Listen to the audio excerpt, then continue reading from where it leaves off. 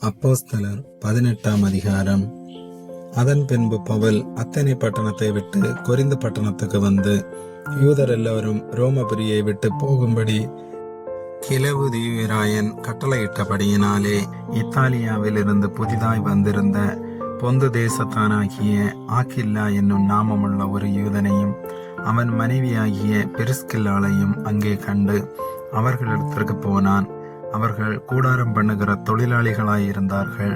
தானும் அந்த தொழில் செய்கிறவனானபடியினாலே அவர்களிடத்தில் தங்கி வேலை செய்து கொண்டு வந்தான். ஓய்வு நாள் தோறும் அவன் ஜெப ஆலயத்திலே சம்பாசனை பண்ணி யூதருக்கும் கிரேக்கருக்கும் புத்தி சொன்னான். மக்கதுனியாவிலிருந்து சீலாவும் தீமோத்தேயும் வந்தபோது பவுல் ஆவியில் வைராக்கியம் கொண்டு இயேசுவே கிறிஸ்து என்று யூதருக்கு திருஷ்டாந்தப்படுத்தினான். அவர்கள் எதிர்த்து நின்று தூசித்த போது அவன் தன் வஸ்திரங்களை உதறி, உங்கள் இரத்தப்பழி உங்கள் தலையின் மேல் இருக்கும், நான் சுத்தமாயிருக்கிறேன், இது முதல் புறஜாதியாரிடத்திற்கு போகிறேன் என்று அவர்களுடனே சொல்லி அவ்விடத்தை விட்டு தேவனை வணங்குகிறவனாகிய யுஸ்து என்னும் பெயருள்ள ஒருவனுடைய வீட்டிற்கு வந்தான்.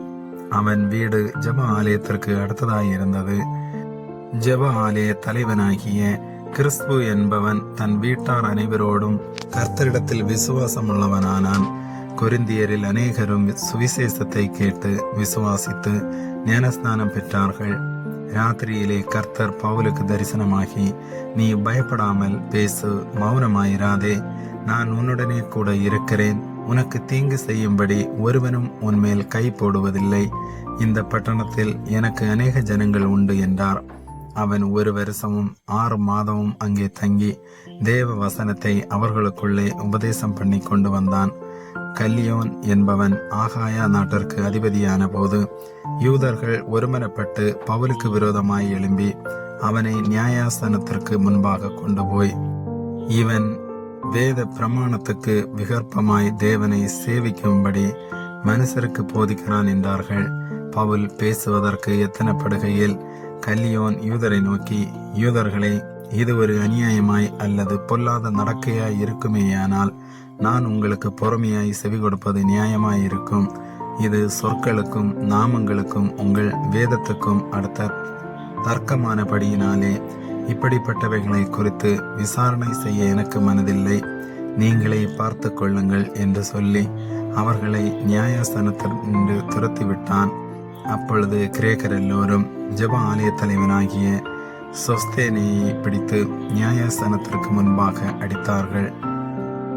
இவைகளில் ஒன்றையும் குறித்து கல்லியோன் கவலைப்படவில்லை.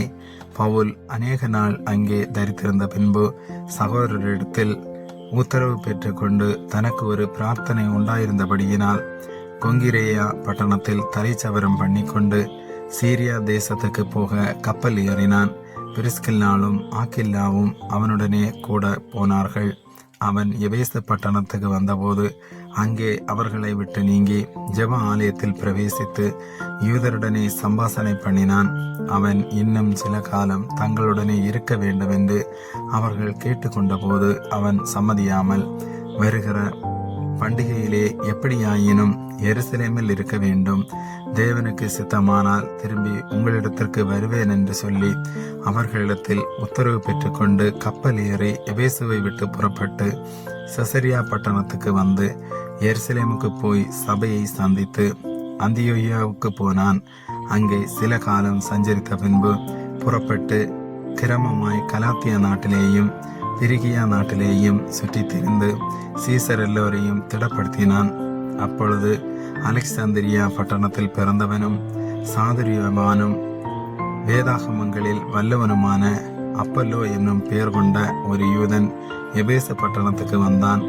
அவன் கர்த்தருடைய மார்க்கத்திலே உபதேசிக்கப்பட்டு யோவான் கொடுத்த ஸ்தானத்தை மாத்திரம் அறிந்தவனாயிருந்து ஆவியில் அனலுள்ளவனாய் கர்த்தருக்கு அடுத்தவைகளை திட்டமாய் போதகம் பண்ணி கொண்டு வந்தான்.